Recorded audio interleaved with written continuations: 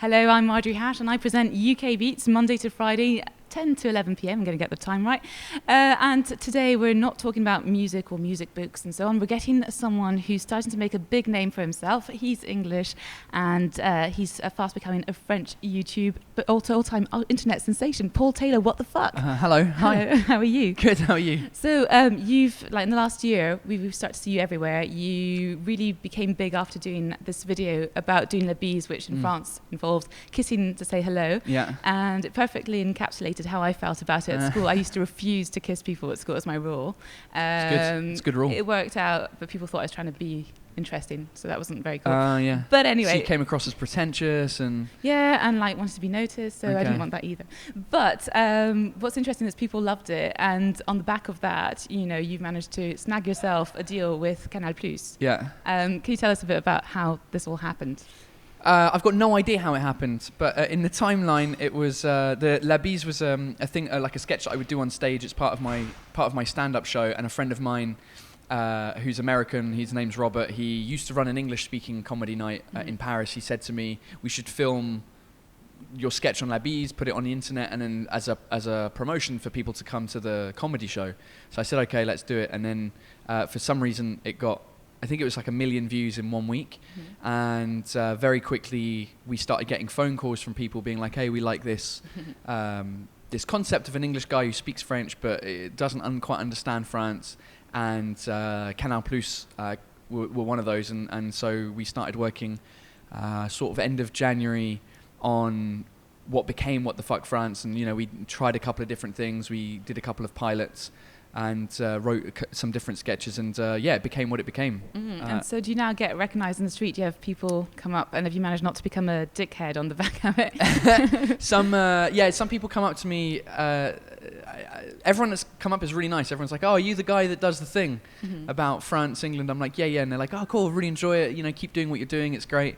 And some people don't check sometimes. Some people just go, "Hey, you, Paul Taylor, I like what you do. Keep doing what you're doing. Great." And they don't. It might not be me, you know. And there's a part of me that wants to go, "It's not actually me," just to see what their reaction is. But yeah, it happens. I don't know, maybe once a week. You refer to your friend Jean-Pierre all Jean-Pierre. the time. Do you actually have a friend called Jean-Pierre? I don't have a friend called Jean-Pierre, but I have a lady who didn't call in because it's not the radio, but she sent a message going, "Oh, I really enjoy what you're doing. I'm English, and my husband's called Jean-Pierre, so we like it even more." It was just a standard general name that we wanted to find that wasn't François, but it had a double name, because I don't understand the double names. No. That actually might be a good episode on the double names. In Britain, also stand-up's obviously huge and trickles into lots of different things. How do your friends in the UK feel about your success in France? They like it. They enjoy it. They don't always get the references because it's a show for a French audience, even though it's in English.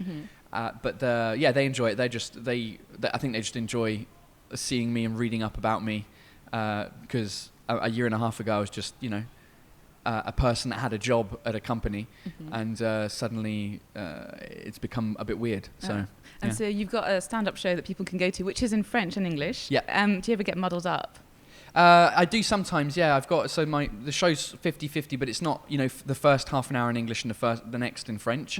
It's kind of, you know, I'll do 5 minutes in English and then 5 minutes in French. And sometimes, as I'm going through it, depending on the audience and the mood I'm in, I'll start a bit in French, and I'm like, "Oh no, this bit's supposed to be in English," and then I have to switch it halfway through to make sure that people at the end aren't like, "Oh, well, it was actually 75% French." Do you think the fact that you're so fluent in French, because your French is, you're not like most expats who've been living here. I know some who've been around for years and bonjour. Yes, and don't really like speaking in French and have even more problems with the French way of life because they haven't bothered learning the language.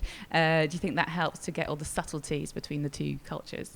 I think so, yeah, and I think it adds a bit of legitimacy. Is that an English word? Legitimacy to the fact that, I'm making fun of France, but clearly I've been here long enough, or I've got enough of the culture because they can hear it, that people are like, "Oh, okay, he's making fun of us, but he's one of us," sort of thing, rather than if I had the same annoyed energy and I would go up not speaking a word of French, people might genuinely be saying, just go back to your country then if you don't like it here. And so they can see you blow up on stage. How OÜI FM listeners want to go and see you. They've got until the end mid-January. It's sold out, actually. It's sold out until mid-January, but tickets are already available until the month of April. Okay. At the place where I perform, which is called Sentier des Halles. Sentier des Halles, go see Paul Taylor. And stay tuned to OÜI FM, obviously. We're going to be having him on a special show on the 23rd. We're going to talk about music. And he'll be talking in French. So you can check out his French accent. But we're going to fire up some questions about Christmas traditions. So you've been living in France pretty much since 2009. Yep. And I suppose you've been invited to French Christmas parties and so yeah, not that many. No. But because I often go back home to England to see my mum for Christmas. But yeah, I've been to a couple. And you also grew up part of your life here. Yeah, when I was between the age of 5 and 9, but I don't really remember Christmases. No, not really. Well, we're going to try and see what you think. So we're going to fire up. We're going to start off with decoration. Do I have to guess which one? Is it French or is it English? No, you have to give me your opinion. Oh, my opinion. Okay. And tell me which one's best. Well, which one's best? Okay. Okay. So first one, decorations. Oxford Street or Galerie Lafayette? Oxford Street. Why? There's just more. There's more lights. There's more lights, and it's colder, and I don't know. There's more Christmas ambiance in London. I feel because it's just there's more people. There's more cold. It looks more like a film. Okay. Offers Christmas parties. Have you tried both sides? I think they're equally terrible in both countries. It's just people. It's just awkward. I think. Yeah, I've not been to that many. No, you've not found that many worthy of going to. No, I think it's just always awkward because people that don't get along during the rest of the year don't get along even worse. None of that made sense. But and the bosses are there and it's awkward. And I think in both scenarios, I think we drink more, so it's maybe more bearable in England. Yeah, and there's more fun stories the next day. How about if someone said... Well, that's the thing. With English Christmas parties, the story the next day is about who slept with who, and it's a new thing. Whereas in France, everyone's sleeping with everyone anyway, so there's nothing to talk about the next day. Is anyone going to have sex after tomorrow? No. Oh, I know. Would you rather go Christmas carol singing or to midnight mass on Christmas Eve? Christmas carol singing, because I know I'm terrible at singing, but I know that. Whereas mass, I don't know what to do. I don't know when to stand up and what to. I don't know the rules of the game. Whereas Christmas carol singing, I know the rules. You just have to sing badly.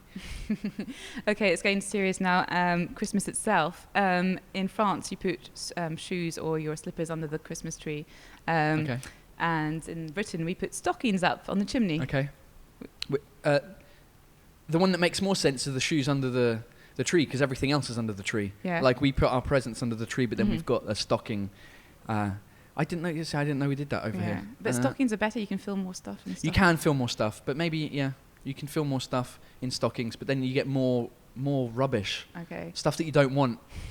Whereas if you just have a shoe, it's one thing that's not very good. Because you're a grown up now. Yeah. Okay. Opening your presents on Christmas Eve, as they do in France, or Christmas morning. It's got to be Christmas morning. Christmas morning. That Santa Claus comes through the chimney at night, and you don't know.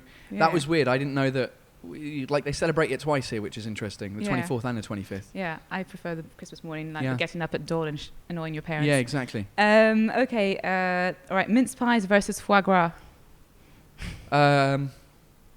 Mince pies, because it's less cruel to animals. This is the controversial one, but it's going to be easy, I think. Christmas pudding versus bûche de Noël. It's got to be bûche de Noël every day of the week. Yeah. It has to be. Yeah, because Christmas pudding sucks. It's just the only good thing with Christmas pudding is the alcohol that you put on top of it to burn it. And you have to put it inside. Yeah. Yeah. No. Well, Paul Taylor, thank you very much. Thanks for having me. Thank you.